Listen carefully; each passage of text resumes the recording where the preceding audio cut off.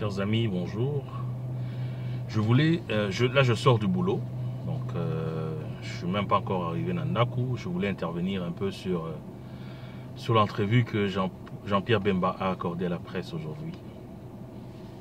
Chers amis, ce qui m'a le plus, ce que j'ai observé, ce que j'ai ressenti de cette entrevue, c'est que Jean-Pierre Bemba a essayé tout au long de l'entrevue de rester dans la neutralité. Il a essayé de faire le funambule qui marchait sur une corde et de ne pencher ni d'un côté ni de l'autre. Alors, je me suis demandé comment est-ce qu'on pouvait faire pour rester neutre dans la situation terrible que vit notre pays. Mais mon étonnement est vraiment arrivé lorsqu'on a posé la question à Jean-Pierre Bemba au sujet des incursions de bandes armées dans le territoire du Rwanda. C'est là que je suis carrément tombé de ma chaise. Donc j'étais au boulot, donc je m'étais connecté pour suivre l'entrevue. Je suis carrément tombé de ma chaise quand j'ai entendu Jean-Pierre Bemba répondre en insistant à 3 reprises, donc 3 fois. Jean-Pierre Bemba a répondu en disant « C'était les revendications légitimes du Rwanda ». C'est exactement ce qu'il a dit. Je vous prierai de réécouter l'entrevue et vous constaterez par vous-même que Jean-Pierre Bemba a répété 3 fois que c'était des revendications légitimes du Rwanda de contrôler, de faire des incursions dans le territoire du Congo, parce que c'est dans notre pays que se trouvent les bases arrières des troupes qui agressent le Rwanda. Je suis resté étonné parce que pour toute personne qui a vécu ces 10 dernières années au Congo, toute personne saurait très bien, est censé savoir très bien que le Congo est plutôt le pays qui a été le plus agressé dans ce monde, le pays qui a subi le plus d'incursions des troupes étrangères sur son territoire. Ça, c'est un fait. Et l'implication du Rwanda n'est même plus à démontrer. Il y a des rapports MAP, il y a des rapports des Nations Unies qui citent nommément le Rwanda et même des troupes et des généraux rwandais qui ont profité de ces incursions ou qui les ont générées carrément. Alors, j'étais vraiment étonné de la réaction de Jean-Pierre Bemba. Lui qui s'est dit il a répété devant tout le monde qu'il était informé de la situation qui se passait au Congo pendant ces 10 dernières années d'incarcération.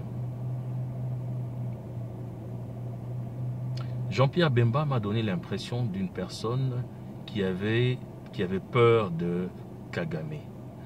Il a peur, il tremblait de tout son corps à l'idée de dire une chose qui pourrait contrarier Kagame. Je sentais sa peur. 10 ans de prison, c'est peut-être ça qui a donné cet effet, qui a fait de lui ce qu'il est aujourd'hui. J'avais l'impression d'avoir un lâche devant moi, qui n'avait pas le courage de dire les choses comme elles sont, de dire que le Congo est agressé, que le Congo n'agresse aucun autre pays. Le Congo est agressé, des troupes congolaises sont tombées sur le front en défendant notre pays, valablement. Je salue en passant la mémoire de Mamadou Ndala. Alors j'ai été vraiment choqué de l'entendre dire que c'était des revendications légitimes du Rwanda. Le Congo n'est plus une base arrière du Rwanda, des troupes qui attaquent le Rwanda, chers amis. Le Congo l'a déjà été, dans les années 90, au début des années 90, jusqu'à la mi-90. Oui, le Congo était une base arrière à l'époque du conflit Hutu-Tutsi. Il n'existe plus de conflit Hutu-Tutsi aujourd'hui.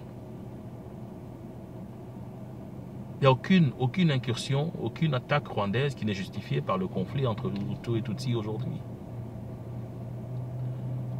Alors, j'en ai déduit, je fais 1 plus 1 dans ma tête, ça m'a donné 2. J'en ai déduit que Kagame doit être au courant, doit tenir Bemba par les... vous comprenez ce que je veux dire? Et qu'il est parmi les gens qui sont intervenus pour que cette personne soit libérée. Alors Kagame et les Occidentaux doivent être de connivence dans cette histoire, dans la libération de Bemba. Et il sait qu'il leur sera toujours redevable. C'est pour ça qu'il n'osera jamais les attaquer. Alors, il est triste que 10 années d'incarcération, 10 années de privation de droit, 10 années de privation de liberté n'ont pas changé Jean-Pierre Bemba. Il reste le même. il reste une personne qui, pour le pouvoir, sera prêt à tout. Il sera prêt à tout sacrifier. Une personne qui n'a tiré aucune leçon de tout ce qui lui est arrivé. Voilà ce qu'est Jean-Pierre Bemba. Voilà ce qu'est le MLC, le parti qu'il dirige. Un parti qui a signé des accords falsifiés, les accords de la Saint-Sylvestre, falsifiés, chers amis, par Kabila. Le MLC les a signés. Le MLC les a signés. Ils sont dans l'ambiguïté. Aujourd'hui, Jean-Pierre Bemba a cité les accords de la Saint-Sylvestre comme document de référence. Lorsqu'il disait que le mandat était terminé et qu'il y avait des accords, ce sont les accords de la Saint-Sylvestre que Jean-Pierre Bemba a cités. Pourtant, lorsque F. Bazoïba parle, ce sont les accords du Palais de Marbre que F. Bazoïba cite. Donc, vous voyez, c'est toujours cette ambiguïté au niveau de ce parti. Ils sont toujours à gauche et à droite, main gauche, main droite. On ne sait jamais sur quel pied ils dansent. Voilà. En tout cas, moi, ça me conforte dans ma position. J'ai toujours pensé que le MLC était un parti des aventuriers. Je le pense encore aujourd'hui. Et je regrette que ça sera un flop. Sa sortie sera un flop. Il va aller, il est probablement encore en contact avec Kabila au moment où nous parlons aujourd'hui. Il n'a pas osé répondre à cette question qui lui a été posée. Avez-vous reçu un appel de Kabila pour vous souhaiter le retour au pays? Réécoutez l'émission, il n'a pas répondu à cette question. Il n'a pas clairement signifié qu'il n'avait aucun contact avec Kabila.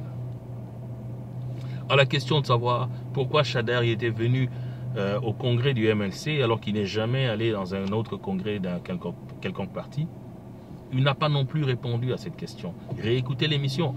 Ne m'attaquez pas moi, réécoutez l'émission. Et venez apporter des corrections si ce que j'ai dit n'est pas vrai. Il n'a pas répondu à cette question. Il a dit le MLC est un parti ouvert, un parti républicain, un parti... Ben, si vous êtes républicain et que vous êtes d'accord avec tout le monde, pourquoi vous revendiquez dans l'opposition? Pourquoi vous dites à l'opinion que vous êtes un parti d'opposition? Vous n'êtes pas un parti d'opposition, vous êtes un parti de neutralité. Vous êtes un parti qui danse le jour, qui danse la nuit, un parti qui est partout à la fois.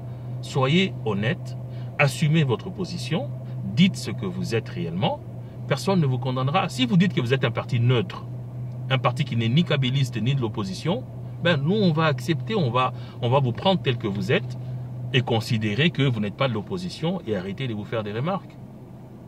Mais assumez votre position s'il vous plaît. Ne nous laissez pas dans l'ambiguïté totale comme vous le faites. En tout cas, voilà ma contribution pour aujourd'hui. J'espère qu'elle a été de bonne facture. Merci.